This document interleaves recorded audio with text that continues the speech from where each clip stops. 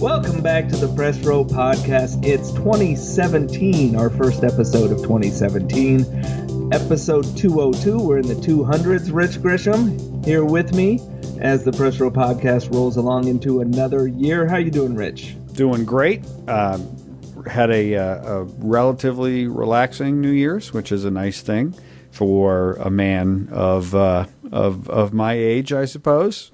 You know, although what's funny is seeing a lot of other folks that I know in both the real world and the digital world. There were a lot more low-key New Year's this year than I seem to remember in years past. And so it was nice to see that I wasn't the only one who was just sort of hanging out with my family at my house as the ball dropped and Mariah Carey's disastrous performance happened. That's something else. I don't know if it was just everybody seemed so down on 2016 as a full year, or like some people were happy. Hey, we're into a new year, a fresh start of sorts, and others maybe just don't feel like celebrating very much of anything right now. I'm probably more in the latter, rather than an arbitrary date is not actually going to change anything. But yeah, it was an interesting year. Yeah, I mean, for myself personally, 2016 was an extraordinary year.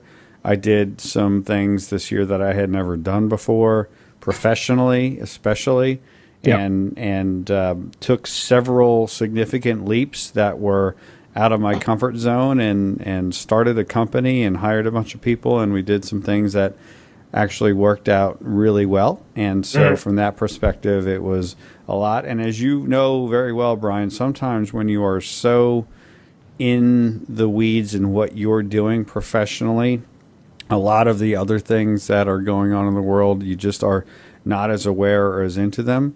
And so, you know, from my perspective, I know between the, you know, celebrity situation, the political situation, it was traumatic for a lot of people. And I'm not going to sit here and say that, you know, it wasn't certainly a difficult year in a lot of ways in some of those areas.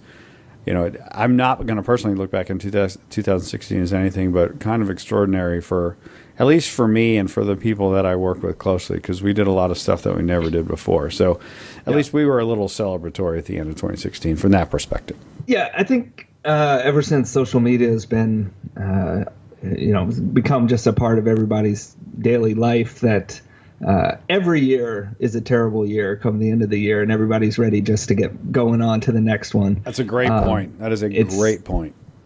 Everybody remembers the bad. It's a lot easier to remember the bad instead of reflecting on the good. But that's natural, and we can just hope, you know, that a lot of people have better times ahead. But ironically, for this episode of the Press Row Podcast, as your host, Bryan Wiedey, Pasta Padre, we're going to look back on 2016, Rich. We're gonna go back to 2016 again, and we're going to review some of the biggest stories, some of the biggest developments in the sports gaming genre from 2016. Because to me, you know, we had our Sports Game of the Year episode, where we got to talk about all the games, and that's great.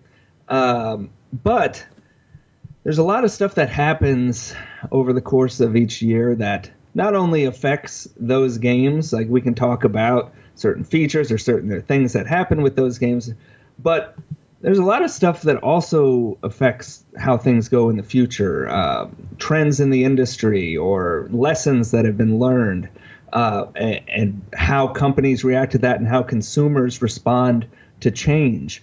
And I've always liked looking back then on the stories at the end of every year that I thought were the most impactful, not just for this last year, but going forward. So I thought we'd just have a discussion on some of these. I did a big list, kind of a summarizing every one of them on Sporting News, and I'll link to that in the podcast posts.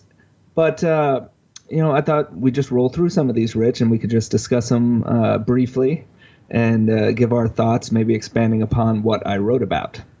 There's a lot of them, and 2016 was a fascinating year in sports video games in a lot of ways. You know, it's not in typical fashion for me, right? As we're always doing what we do every day. We're working. We've got families, we've got kids, we've got so many different things going on. It's not until you sort of take a few minutes and take stock of things, and like you did, make a list and go through them. And I looked at that list, and I'm like, wow, 2016 really did have a lot of things going on there. You know, we're in an interesting situation in the console generation where you've got some upheaval there.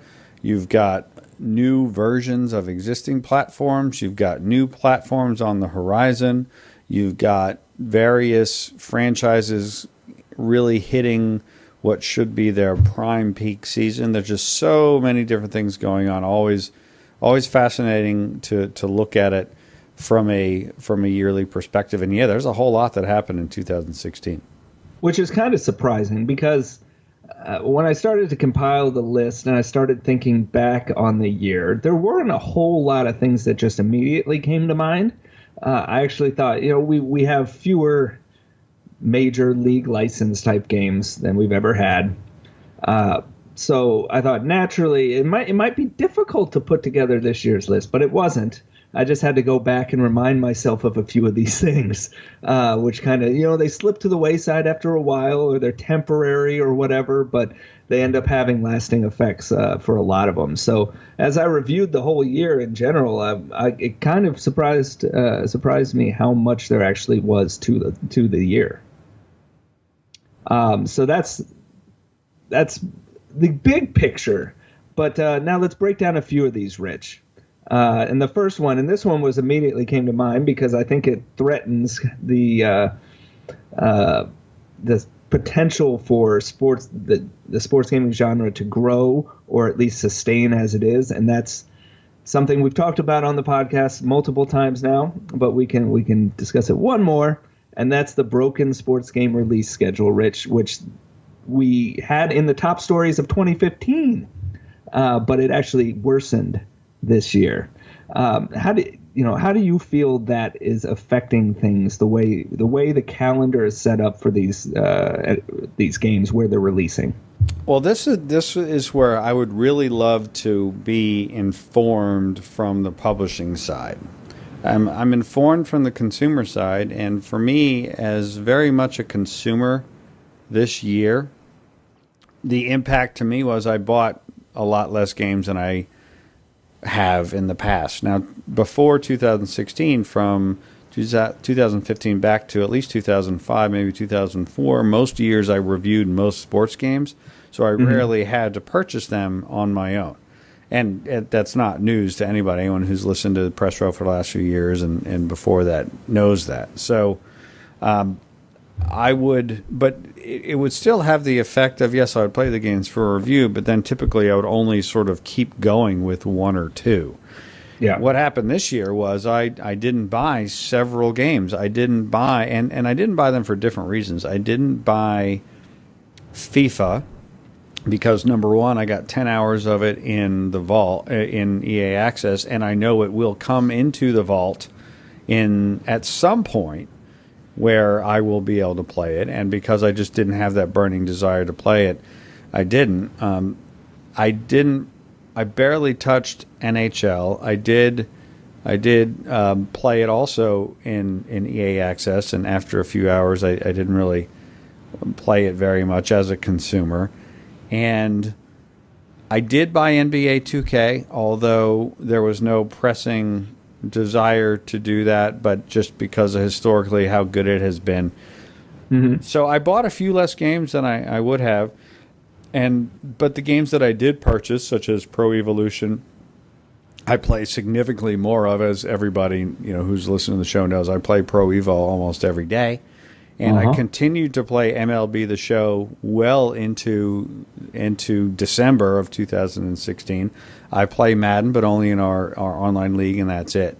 So from a consumer perspective, I just bought less, and the games that I did buy, I played more. What I would love to know, and I don't know if we'll ever know it, or if we will, it won't be till many, many years from now, is the release schedule broken for publishers the way that it is for consumers, where most consumers have to say, well, I can only buy one or two of these games that come out in September? Or is the fact that there are more consumers who are not necessarily like me in that they buy less and play more of the games that they do, But is the revenue that's generated from the Ultimate Team modes, or Diamond Dynasty, or My Team if it's NBA 2K, are they making so much more there that it's okay? In fact, even it doesn't matter. That the general consensus is that overall sales units are maybe a little up to flat to perhaps even lower for most of the games, but the digital revenues are significantly up.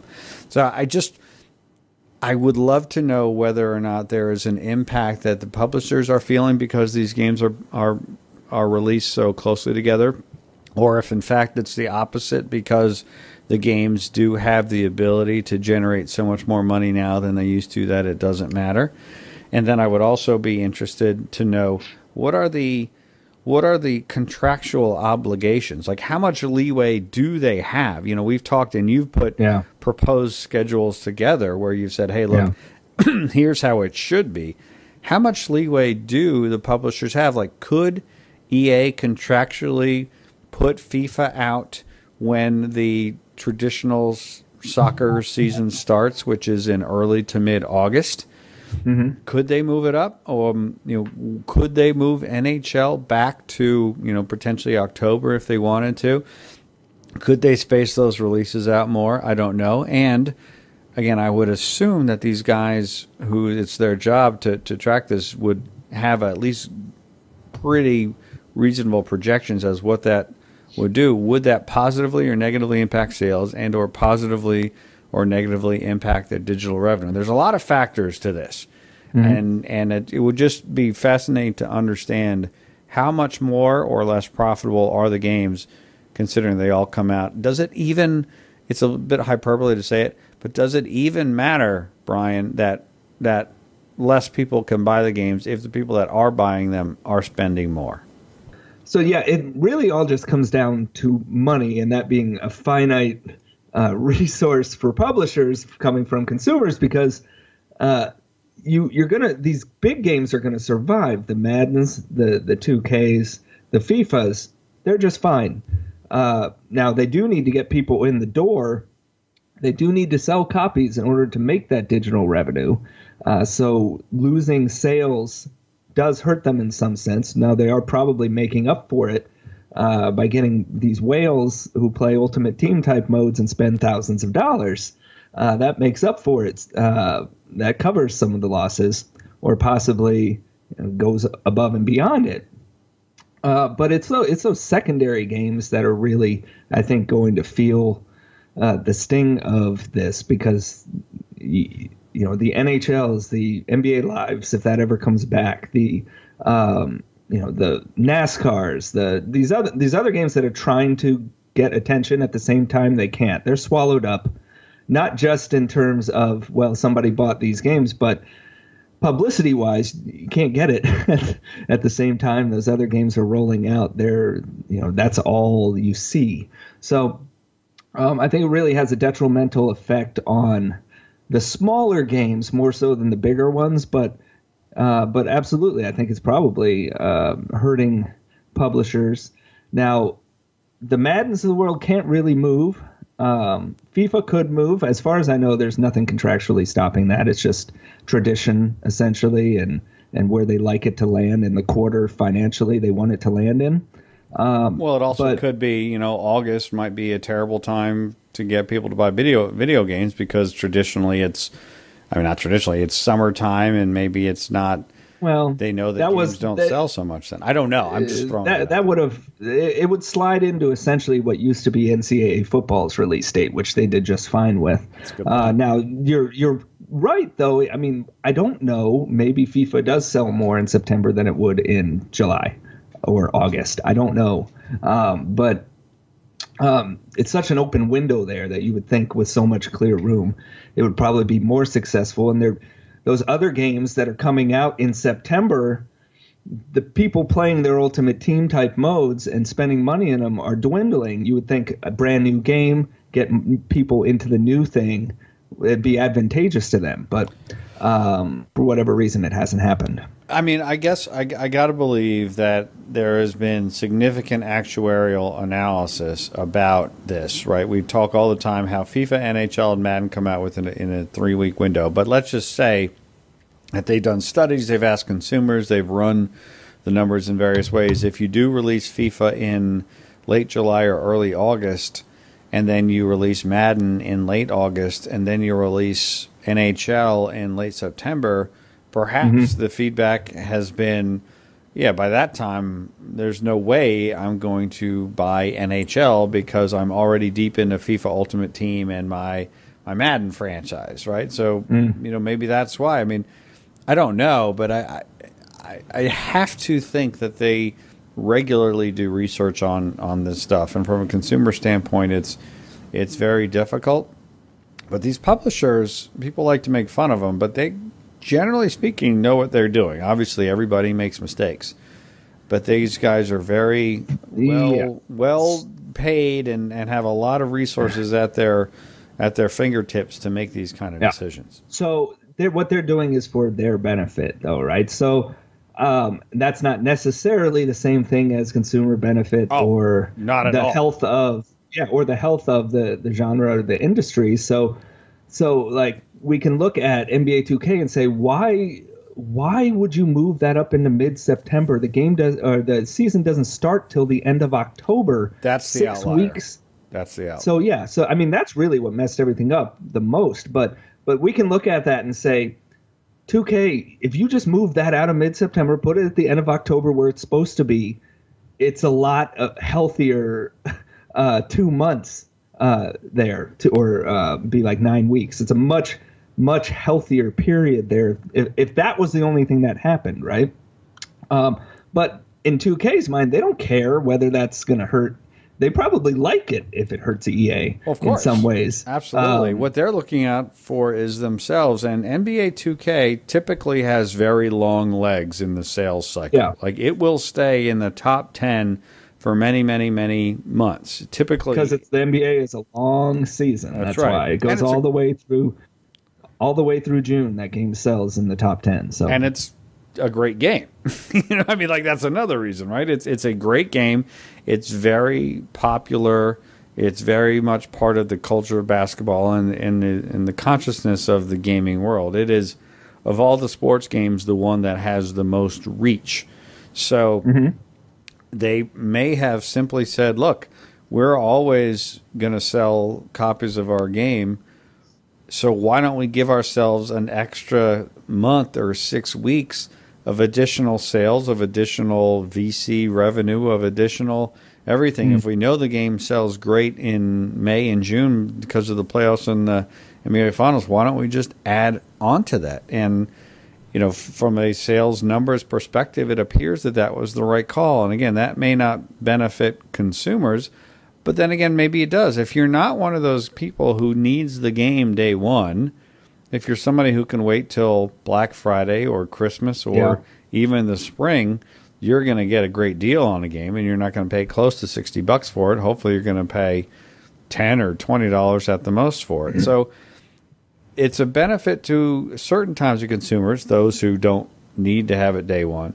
It's really only a negative impact to people like you and me, Brian, and the people who listen to this show and the people who visit Pasta Padre and Operation Sports, because we are the people who want to play these games from day one because that's when it's most important to us. Yeah, but it does. I'll tell you what it does do, though, is affect the way these games are developed, too, because the people who buy on day one, those are who sustain the industry. They're the ones. If you don't get a certain percent, I'm saying it wrong, but a certain percentage of a game's sales are generally going to be the pre-ordered and the first day, especially for sports games. After that, they tail off quickly. And now, NBA 2K hangs in the top 10 because the top 10 throughout the year isn't especially strong in video games. It's usually that whatever 3 games come out every month, the big 3, and then everything else falls behind it, way behind. So it's that very first chunk of sales are so critical. That's why companies push pre-orders and they want to get as many sales as possible at first because they rely on those numbers. And if those numbers are going down, it's going to change the way games are developed. It's going to change the feature sets. It's going to change what these publishers focus on. They're going to push digital stuff even more. So it doesn't only affect. I'll say it doesn't only affect the people who buy it on the first day. It can affect everyone, but the impact of that is really still to be seen. Hey everybody, we're going to take just a moment here to thank our sponsors of this week's show, Blue Apron. I am so excited that Blue Apron is a sponsor because I am a customer of Blue Apron. I was a customer before they sponsored this show, and I'm a customer because they're really good. So here's what Blue Apron does. It's just brilliant. They deliver a set of meals to your door that are not prepared meals, but they give you everything that you need to cook the meal down to the precise amount of each ingredient. They make it easy. They make it fun. It tastes great. There's an incredible range of meals that you get to choose from, and they just do a fantastic job. I cannot recommend it enough. So here's what they do. Really, they have two major impacts, which are great. Not only is the food fantastic, but they have a really positive impact on households because research shows that Blue Apron families that cook together nearly 3 times more often, and we all know that cooking together as a family builds strong family bonds. You know, my wife and my son and I, it's kind of cool to get in the kitchen. My wife is a cook. I am not, but Blue Apron has made it certainly what it used to be kind of traumatic to get in there and try to help out. If you're not a cook and you're in the kitchen with someone who is a cook, boy, that can be tough. But using the Blue Apron process, it's actually the opposite way. And my son, who's 9, has had a blast helping us out with it. So that's cool. Plus, they also have a positive impact on the community. Their seafood is sourced sustainably under standards developed in partnership with the Monterey Bay Aquarium Seafood Watch. Their beef is raised humanely. Their chickens are free range. Their pork is raised naturally. They have regenerative farming practices used for their produce. And Blue Apron can be delivered to 99% of the continental U.S. and 99.5% of food deserts. So, because Blue Apron ships the exact amount of each ingredient required for a recipe, they're also reducing food waste. Now, that's all great, but the food also is terrific. For example, check out some of the meals that are available in January. You can get seared pork chops with farro and cranberry chutney. You can get spaghetti squash and marinara with mushrooms and garlic knots. You get some spicy shrimp and Korean rice cakes with cabbage and furikake. I mean, this is good stuff. It tastes great, and it's fun to put together. And by the way, you're not going to be in the kitchen for an hour and a half putting all this stuff together. It's really well put together. They make it easy to understand what to do. It's like a half an hour, top to bottom, most of the time, at least it has been for us. And it's, again, they give you the exact amount of each ingredient for the recipe. So even better than all of that is that you can help support the Press Row Podcast, one of your favorite shows. If you go to blueapron.com/pressrow, not only will you be able to help us out by doing that, but you get your first 3 meals for free with free shipping. You cannot beat that. 3 meals for free with free shipping by going to blueapron.com/pressrow. You will love how good it feels and tastes to create incredible home-cooked meals with Blue Apron. So don't wait. That's blueapron.com/pressrow. Help yourself and help the Press Row Podcast and have a little fun cooking some great food. Blue Apron, a better way to cook. Let's talk a little bit, Rich, about the game that won Sports Game of the Year from the Press Row Podcast. As we discussed on that episode, our Sports Game of the Year episode, number 200, there was no sports game that was perfect this year. Okay, there's never going to be a sports game that's perfect, but every game had its deficiencies. Every game had its issues. And I thought it was interesting because MLB The Show 16 ran away with the award for Sports Game of the Year. And I looked back on it and I wondered, how does that happen when for the first 2 weeks people could rarely even play the game, Rich? Well, when you say they could rarely play the game, you couldn't play MLB 16 The Show? No, because of the server issues. So the server slowdown was so bad that if you tried to play MLB The Show 16, and this was the first 2 weeks from about 4 p.m. to 11 p.m., the game didn't work. You couldn't even load into the offline stuff if you were plugged in online, the game was so slow that it would take minutes to load to the menu. It would take minutes to load up a single menu screen. It was disastrous first 2 weeks. You don't remember that? Short memories is the explanation. and I, as you mentioned it, I do sort of remember it.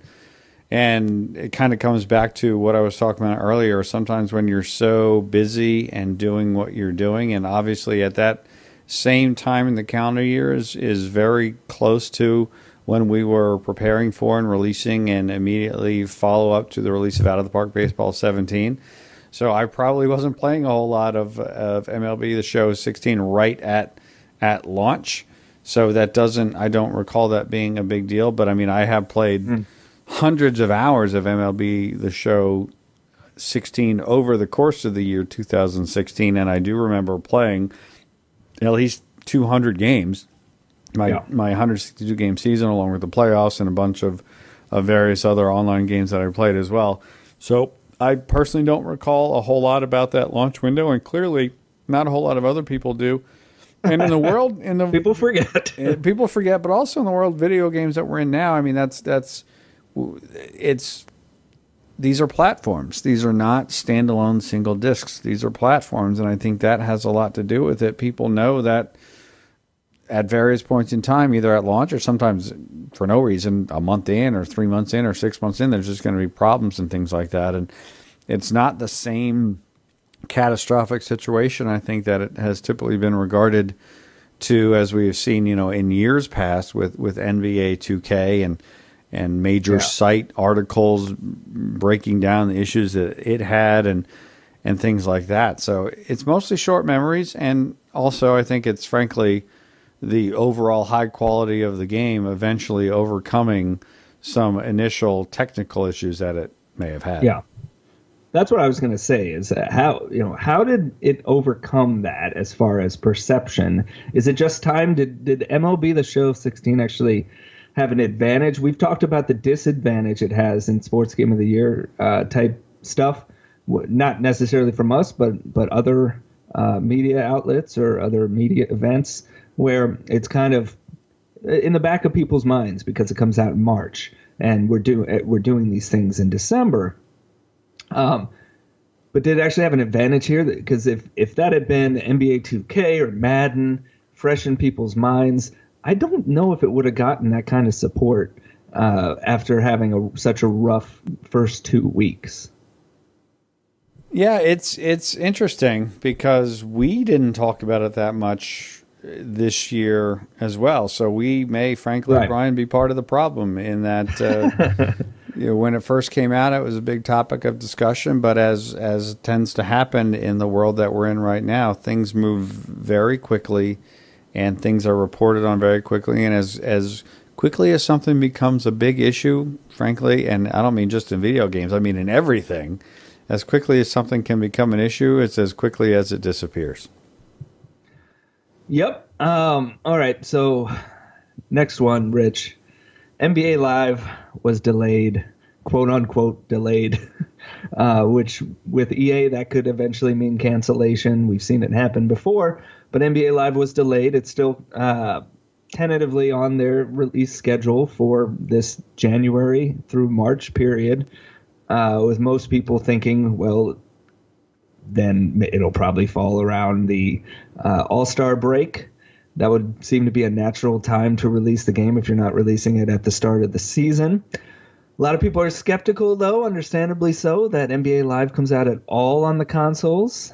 This is got to be, what is it, the fourth delay / cancellation in the last 7 years, last 6 years. So the skepticism is warranted.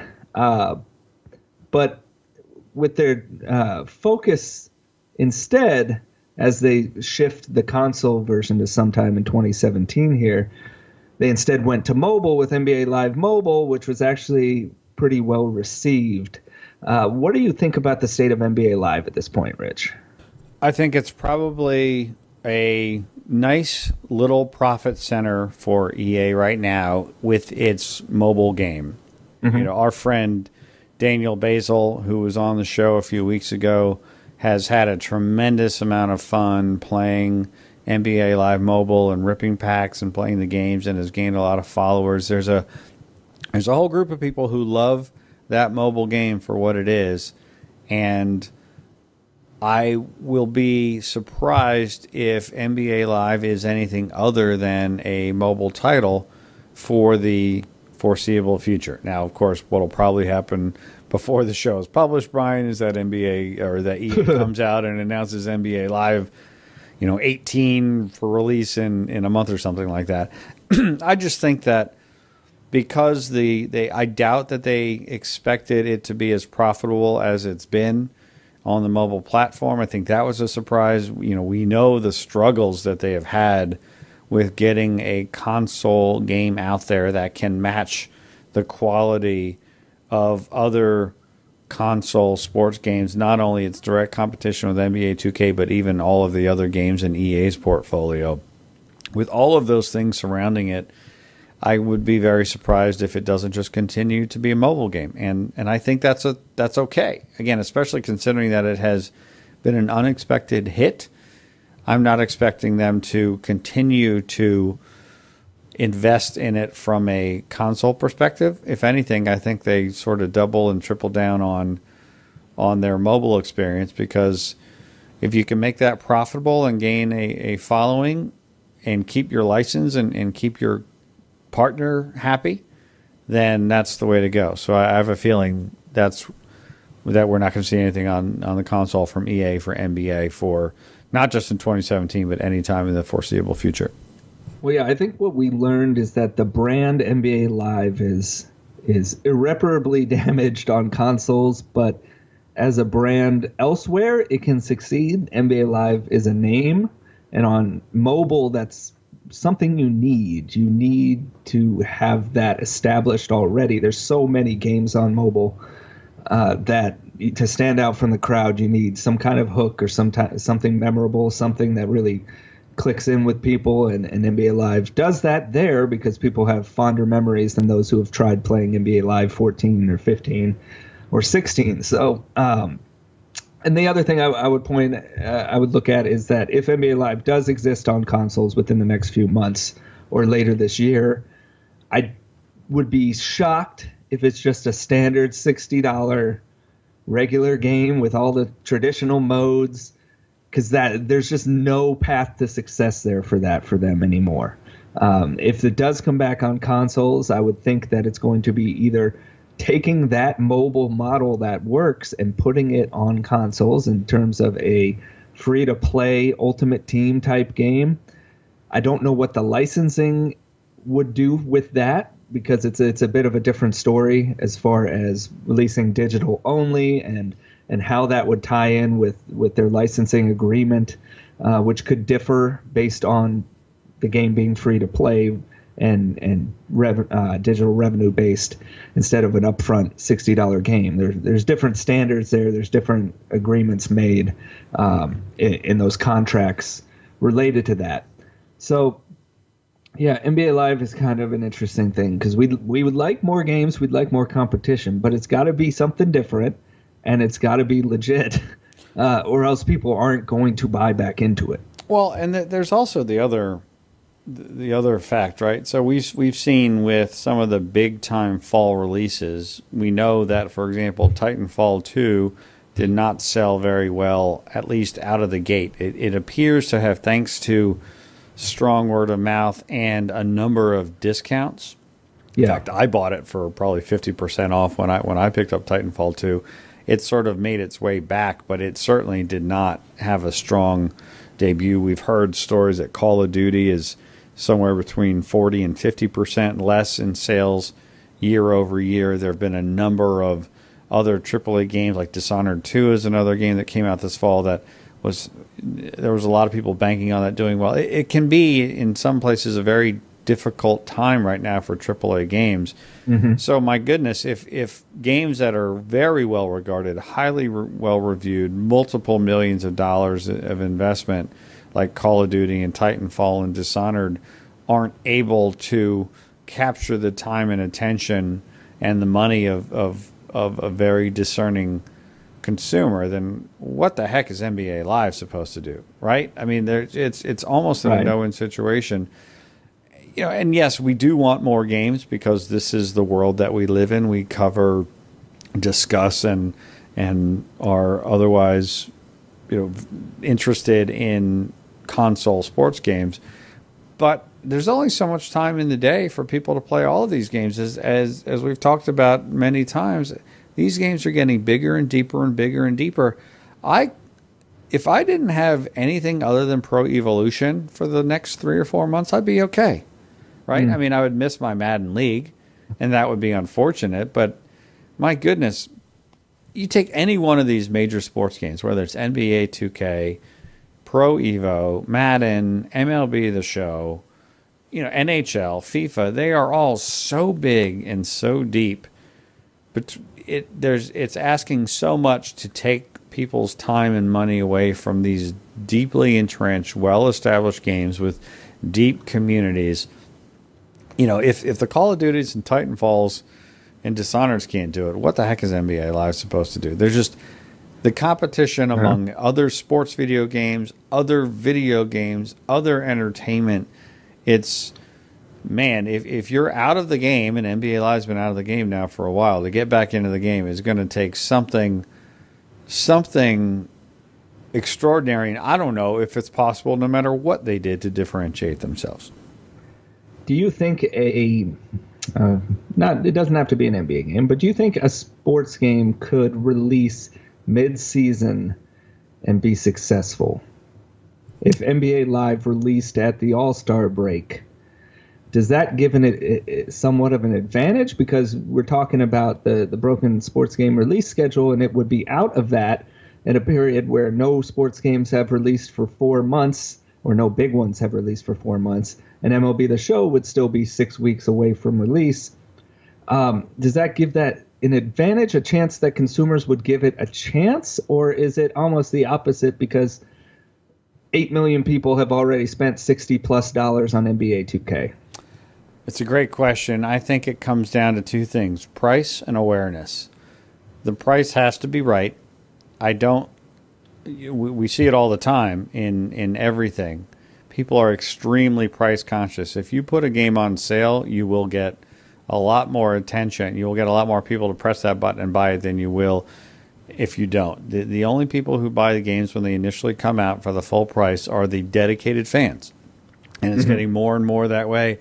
And now you see games going on sale, you know, in the AAA space. I mean, we saw Titanfall 2 and Call of Duty on sale, right, within a couple of weeks at the most, right? So people are extremely price conscious. So people would be willing. Go ahead. I'm just going to point out that if you're an Amazon Prime member, you get these games already for $46 when you pre-order them. That's right. Or $48, whatever it is. Either way, it's already on a discount. There's a lot of people who are not Amazon Prime members, though, too, right? And so the price, it would need to be priced correctly, and whether that's free to play with Ultimate Team or whether that's a $20 game or a $15 game or a $25 game, no matter what, I think the first factor for it to be successful would be at a price that would be enticing to a lot of people. And there are a lot of people out there who are not nearly as aware of the ins and outs of sports games like we are. There's a lot of parents of kids who are 7, 8, 9, 10, 11, 12 who have all of the purchasing power and will buy games for their kids without really knowing. You know, my next door neighbor was in the store with his son who just got a brand new Xbox One for Christmas, and he picked him up RBI baseball. I mean, you know, if he had known anything about RBI baseball, he probably wouldn't have done that. But that's okay. It's not a knock. It's just, you know, he was expecting something very different because he saw the MLB name on there and a cover athlete. He got home, he's like, oh, this isn't what I was expecting. So, I mean, it's not. So price is one thing. And the other thing is awareness. You got to make people aware of it. And it's so challenging to make people aware. The traditional channels that awareness used to be generated just don't drive that awareness. You know, your banner ads don't really work at all or very little anymore, certainly much less than they used to. You know, traditional media is difficult and extremely expensive. Now, if anybody can afford it, it's EA, right? So EA could certainly, they have the resources to put on that blitz of awareness. So if they can find the right price and they can generate the kind of awareness for it, that would give them the chance. It's tough, but it could happen if whatever they're offering is fun. Because we've seen word of mouth can do wonders. Hopefully word of mouth does wonders for Pro Evolution. I mean, it doesn't matter where you look. Pro Evolution seems to be well regarded among all of the different places that I look when I look at video game information and news and reviews and things like that. So it would be tough. It could happen. I kind of think it almost has to be in partnership with the NBA as well, or with a network or something to really just generate that awareness and put it over the top. Look, here's this brand new NBA game for this PS4, this Xbox One that I got, or my kids got for the holidays, and here's a brand new, really cool looking NBA game for $10 or $15 or $20 or for free. It'd be tough, but it could be successful. It definitely, there's certainly an opening there if it's able to hit on those two factors. All right, now onto a game, Rich, that people actually want to return. NCAA football. And so this is a question I get more than probably any, is when is college football video games? When are they going to come back? When can we expect them to be back? When will be the next one? Will EA bring it back? What's going to happen? Has anything new happened? Where's NCAA football? Why'd they stop making it, Rich? It's the most common question relates to NCAA football and return of college sports video games. And essentially through 2016, what happened is we got no closer to getting a game back. The decision made from the lower courts set up a system where players would have been able to be paid for their likenesses, okay, with a certain cap on top of it. But that was going to be in place based on the initial decision. But then an appeals court overturned that part of the decision, and the Supreme Court decided not to hear the case, which is not unusual. Supreme Court hears something like 0.1% of cases that are brought to them every year. So it's basically status quo now. This O'Bannon lawsuit established that the NCAA was antitrust and everything great, but overturned that initial ruling that was going to give players the chance to make money off their names. So until that happens, until players can make money, until EA Sports can pay into something like a players association they do for the professional sports, these games just aren't going to happen. There's not money to be made there with generic games.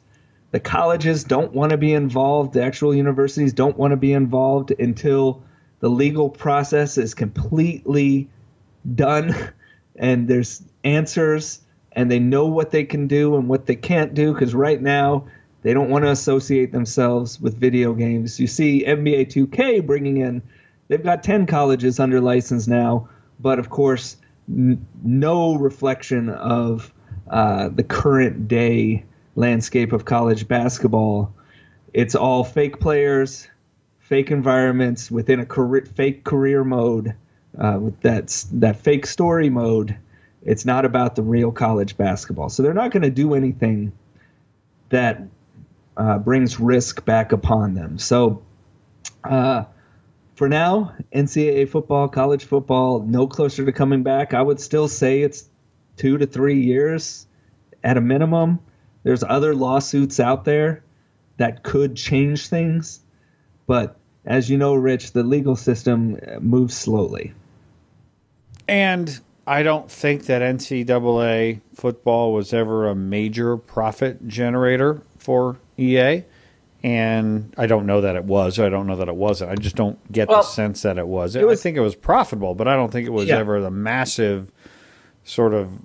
I don't ever think it was as big of It sold millions. I mean, You're right. It wasn't a Madden, but it did well, and they were just starting to get into the Ultimate Team game with NCAA Yes. football also. And NCAA football, the other thing was that it was, a lot of these sports games, people don't buy every sports game, but a lot of people did buy NCAA 1 month or 6 weeks before Madden and then buy Madden. There were a lot of those people who either bought NCAA to hold themselves over to the new Madden or bought NCAA because they love football and college. Yeah, absolutely. So I think they'd love to have the game back, and it was also a great way for them. They also made money due in part because they were developing 2 football games. They were slightly different. They did have to put their own tweaks on each one to better reflect college versus pros, but they got to develop engines and features and stuff that would eventually pay off in 2 games instead of 1. Yep. So I think EA would love to get that back, but they're not going to do it until the time is right. And then it's going to take, even once that happens, it's going to take probably 2 years after that. They have assets that are previous generation. They can use some assets, and then they can take some assets from Madden and everything, but they're going to have to build a lot of stuff from scratch.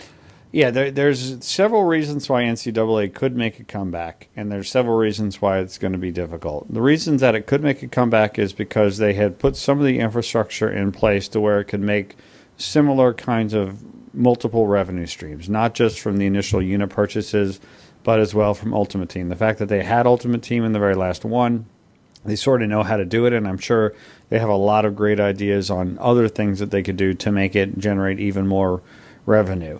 So that is a potentially positive reason that it could make a comeback. One of the biggest challenges to it not making a comeback is just the sheer number of legal issues, and that may sound like an almost insurmountable obstacle, but really I don't think it's so much the legal as so much as it is there are so many different entities at play to sort of get all of the different institutions to line up, right, and be able to get the historic players and the current schools and get over all of that.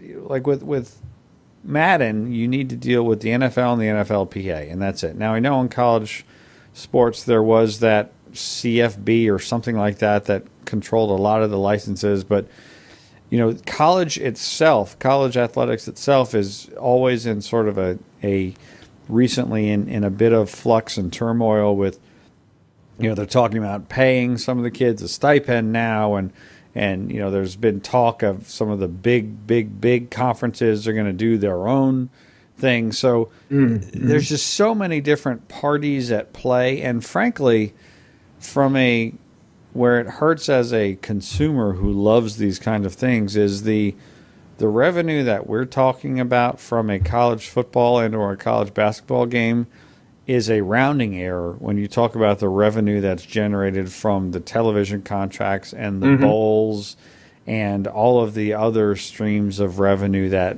collegiate athletics get. So that's really the bigger challenge. It's such a small part of it's almost an inconsequential part of the pie, and there's so many different organizations for EA to try to wrangle that it's just that's where I think is going to be the biggest challenge to it coming back. If and that's not to say it can't or it won't.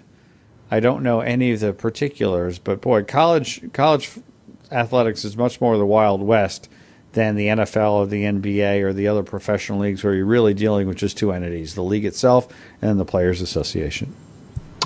So you raised a little earlier the topic of licenses, and Pro Evolution Soccer was mentioned. I think it's interesting that we have one sport with 2 competing games. Okay, right now that's it. And it's soccer. We have FIFA from EA Sports, and we have Pro Evolution Soccer from Konami. And what I noticed over the recent years, and especially this year, is they're kind of in a battle for licensing. And I don't mean just leagues, which FIFA holds a huge advantage in, but they are now going for individual clubs, Rich. And I don't and that doesn't necessarily mean a club's going to be exclusive to a game, but they're getting exclusive access to the teams so they can do better player scans, better facial scans. Pro Evolution has an exclusive of Barcelona's stadium this year. And there were a number of these, they call them premium partnerships, a number of them signed by both Pro Evolution Soccer and FIFA this year. I was curious what you think of that, because you love Pro Evolution Soccer. It has the disadvantage in a lot of licenses. How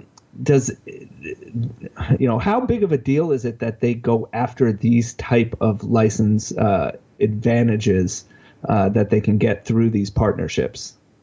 Yeah, it's interesting. I'm not the best person to talk about this because the teams that Pro Evo has a partnership with are teams that I either dislike, like Liverpool, or teams that I know of and respect, like Barcelona, but that's not a club that I typically play with just because it's like playing with the dream team. It's almost unfair to play with them as them. But I completely understand it because these are some of the most popular football clubs in the world.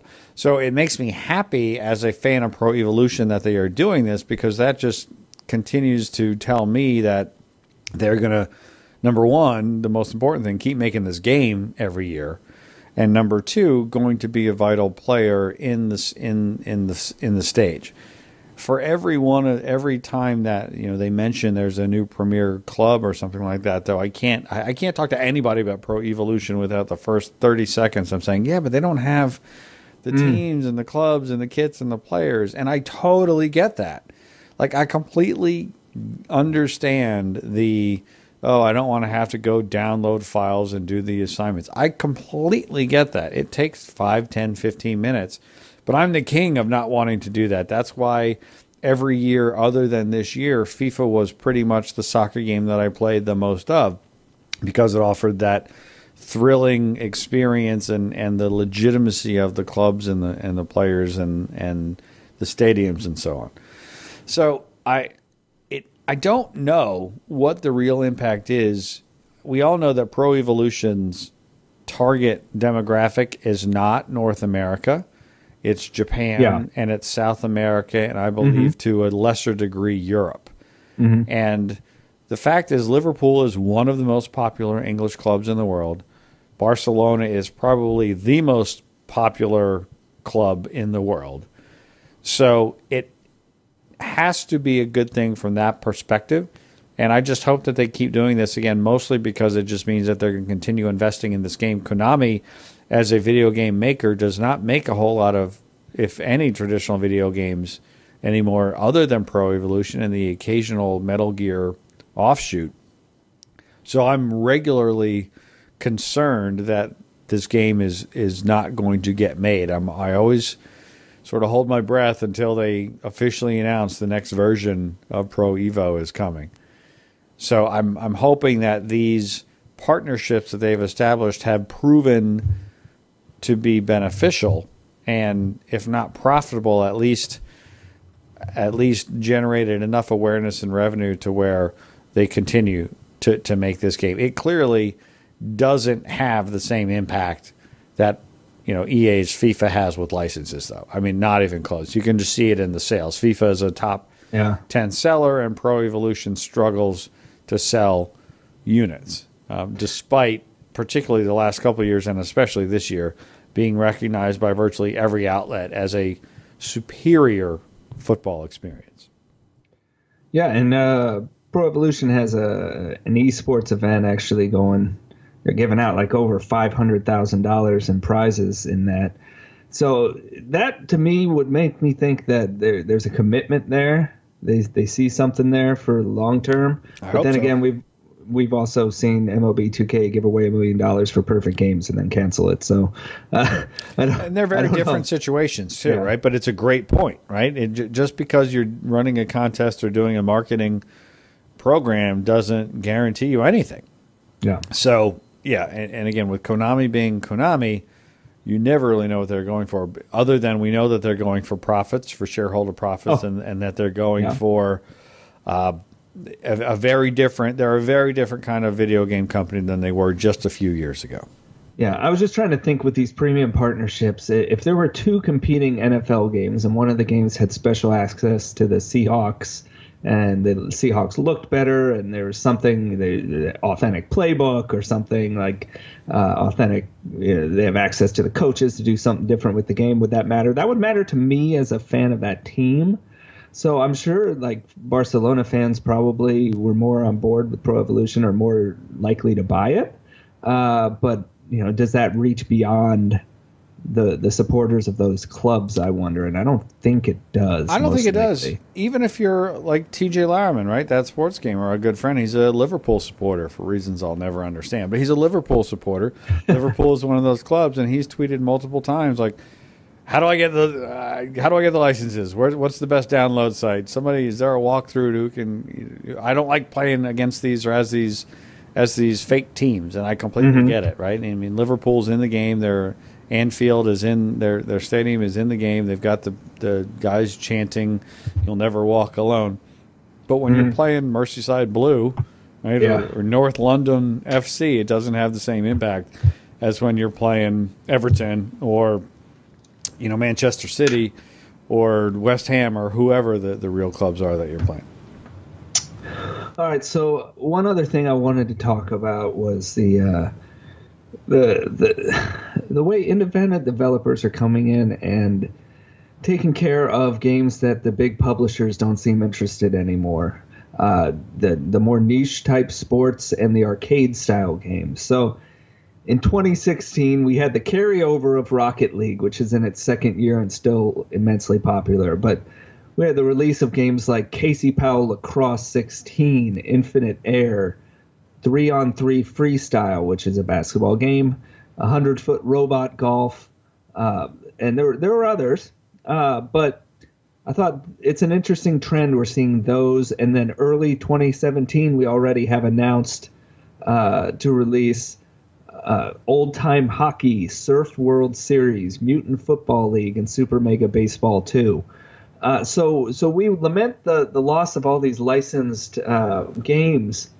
And for several years there, we really didn't have much variety. That was a big concern over the years. That was probably, if I go back and look at like 2012, 2013, biggest stories of the year probably has to do with the lack of variety in sports games.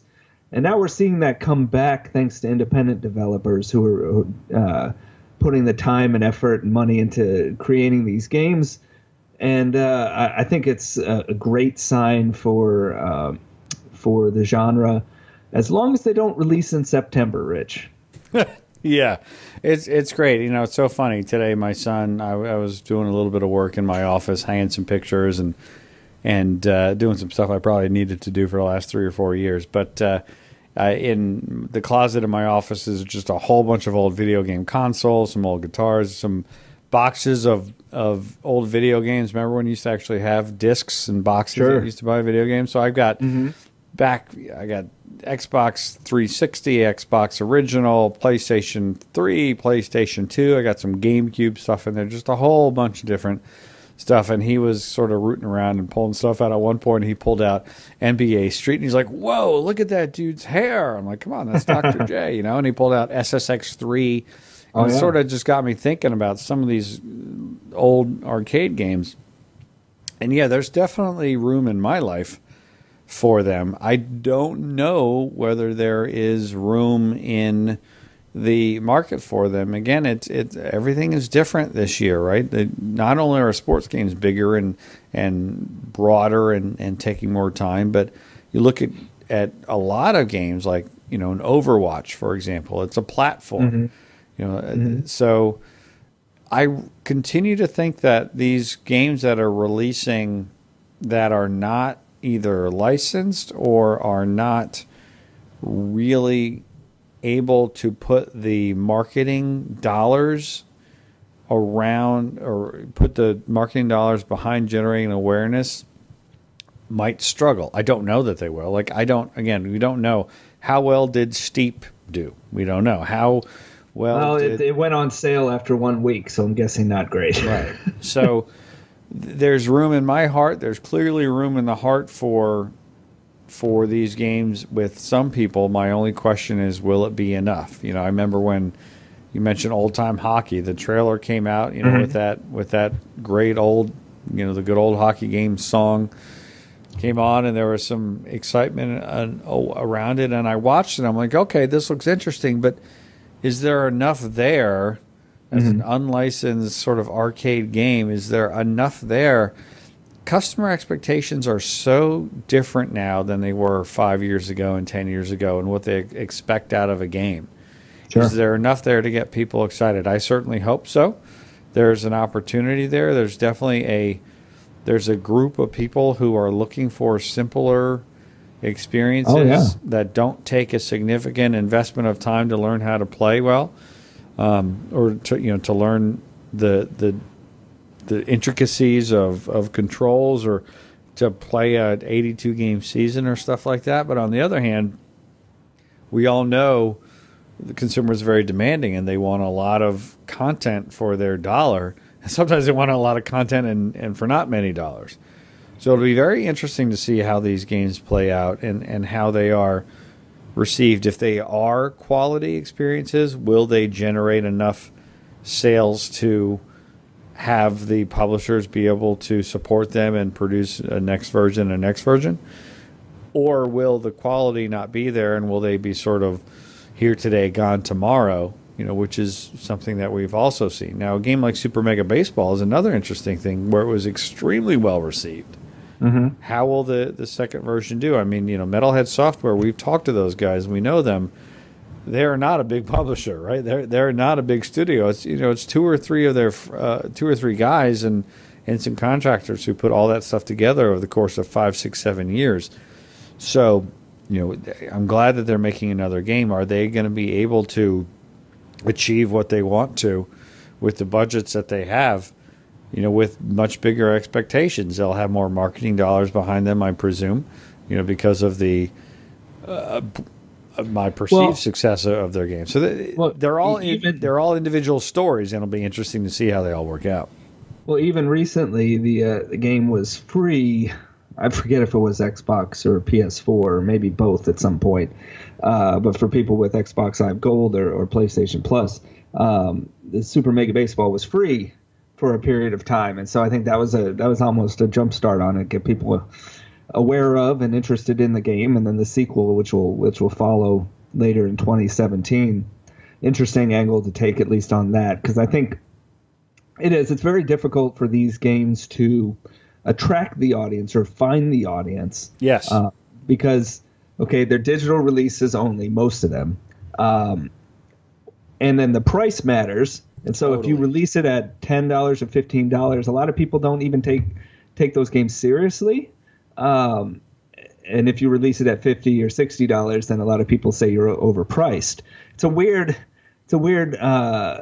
back and forth between the two there. So like the Casey Powell Lacrosse was $50, I think. Infinite Air was $40. Super Mega Baseball, when it released, what was that, $20 or something? I don't know. But there's a wide variety of pricing going on here, and it's a tough thing to. I remember when Casey Powell Lacrosse came out, a lot of the reaction was it's just that's why it's priced almost like a regular game. Well, it was basically a regular game, right? But people have different perceptions of an unlicensed game, right? And so, but then you also have 3-on-3 freestyle, which is free to play. So there's a wide variety of ways to go here. But then on 3-on-3 freestyle, every time I go on, I have to wait several minutes for our games to populate. So I don't know even if being free means that you're going to get a ton of people to it, because it's hard for people to be aware these games even exist. It is so hard to generate awareness. I've been on the side of generating awareness for a year now, and it is extremely difficult to get people aware. Even harder is to get people to actually buy. To actually get someone to spend their money on a game is very difficult. With out-of-the-park developments and out-of-the-park baseball in particular, it's a very well-received game. It's the 17th version of it. It's won awards. It's known for its quality. And even with that, it's hard to get people to spend the money. I can't imagine how difficult it is to get somebody to spend $30 or $40 on a franchise, no pun intended, that they know nothing about. That's the thing. It's a leap of faith, right? And consumers just don't do that these days. They do not. They do it less now than ever. You don't. It's not the days of 5 and 10 years ago or later or earlier, when you would get a consumer who would walk into a video game store and see an interesting looking game and an interesting looking cover and buy it. That just does not happen. Not only does that not happen, but the amount of competition, again, I think we saw this year there were more games released in 2016 on Steam than had been released on Steam every year prior to that. Yeah, I saw that. So the massive volume of games is another factor. So to make people aware of what your game is with all of the noise that's constantly surrounding them is extremely difficult. And then to get them to buy the game for a franchise or a genre that they don't know, they don't have a history with, man, it's so hard to do. That's why it's almost like the real path to success for a new genre, or it's not a new genre, but for a new title, is to do what Rocket League did. Be free and be exposed to hundreds of thousands of people and be awesome. Yeah. It's one thing to be free, but you got to be free and you got to be awesome. Yeah, you got to hit all the boxes. You can't. You miss one, you're done. You miss your window.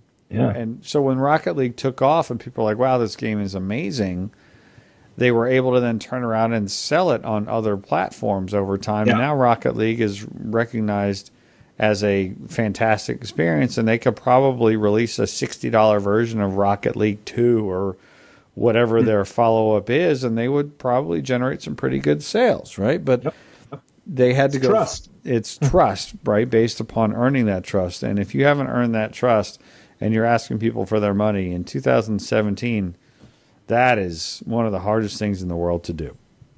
That sums it up well, Rich. So that'll do it for this episode. But please go to Sporting News. Check out the article on the biggest sports video game stories of 2016. Besides what we talked about, there's summaries of struggles in esports, the changing way that post-release support is expanding the lifespan of games, what a great year it was for racing games, how Stephen Curry has impacted and influenced the NBA 2K series, historical teams and rosters for the minors, Rich, out of the park baseball, which is a very cool feature.